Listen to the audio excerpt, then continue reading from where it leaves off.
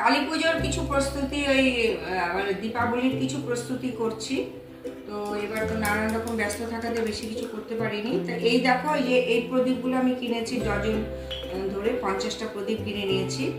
তো এখন এগুলোকে একটু ডিজাইন করে নিচ্ছি হালকা ফুলকো। আর এই রঙটা না গুঁড়ো রঙ, এই একটা ডাস্ট পাউডারের মতন একটু জল দিয়ে ভিজিয়ে নিতে হবে, কারণ এটা তো ইউজ অ্যান্ড থ্রো।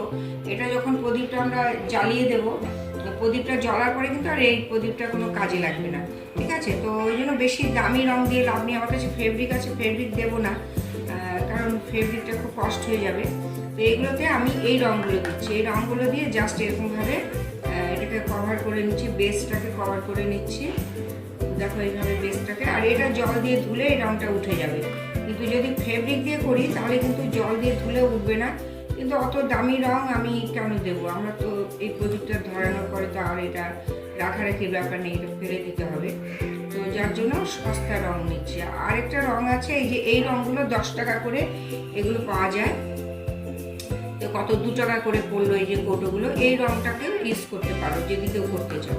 তা আমি এইভাবে হলুদ এই যে বেসটা করে তারপরে এই যে লালভাবে এভাবে দেখো ডিজাইন করে নিয়েছি।